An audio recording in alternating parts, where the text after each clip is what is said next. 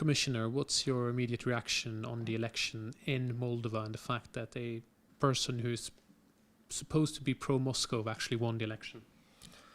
Well, I think this was to a certain extent also the reaction of failures of the past, which is not, so to say, the mistake of the other candidate, but the, so to say, pro-European governments of the past, which were involved in corruption cases, etc., have to a certain extent destroyed the reputation.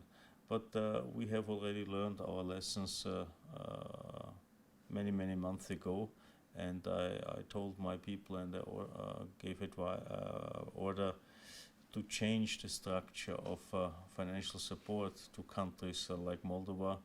We have to be much more project-oriented.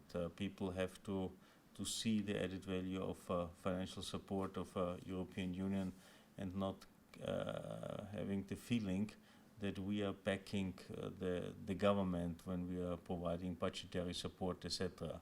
So also here we have to change a little bit the way how we support a given country. But in general, I would say the country is connected to Europe with the association agreement with the DCFTA. There are already first results in terms of an increased trade between us and Moldova, and I'm sure that even the new president, and it's a more representative task, will acknowledge the situation. But again, I think we have to be cautious about certain developments, but in general we should not be too nervous. But aren't you worried that he will turn his back on the association agreement? He has mentioned this before in his campaign. I also met him, and to me he said something different. I think we have to measure him on his deeds, and this is something we have to see for the future. I was in contact today with the Prime Minister, and he also assured me that the government of Moldova is still committed, and this is decisive for me to the European perspective. Are you planning to go to Moldova anytime soon to meet him and to see the situation? Not immediately, but certainly I will in the run-up of the next Eastern Partnership Summit visit all the countries. So I suppose in the first quarter of next year I will be there. EU foreign ministers discussed the Eastern Partnership today, and you mentioned that you want to have, let's say, 20 deliverables ahead of 2020 for the Eastern Partnership countries. Can you be a bit more concrete? What can these countries now expect? Yeah, around in the preparation of the last summit in Riga in 2015, we decided to group the different activities in four key priority areas. One is better ruling, the other one is mobility, another one is economic development, and finally it's about people to people. And here and now the idea is to have these biannual summits, and the character of the summit should gradually change to a kind of stock-taking event.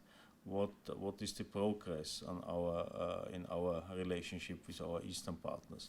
And for that we have now, so to say, developed the idea to have some medium-term goals, and these are the so-called 20 deliverables. We are just working on that, where we think this should be achieved till 2020. For instance, I mean, we will not complete it, but we have just decided that all the transport ministers, the extension of the trans-European network to the eastern neighbors, so to have, so to say, highway connections, railway connections, things like that, and now we have to start implementing it. The same applies to the support of the economy. Our aim is to give at least around 10,000 SMEs in the region better access to financial support in order to use all the opportunities triggered by the DCFTA. When it comes to people, of course, for instance, increase of the budget for Erasmus Plus is another example, so that many more students can visit European universities, but also a better access to Horizon 2020, the research program of the European Union.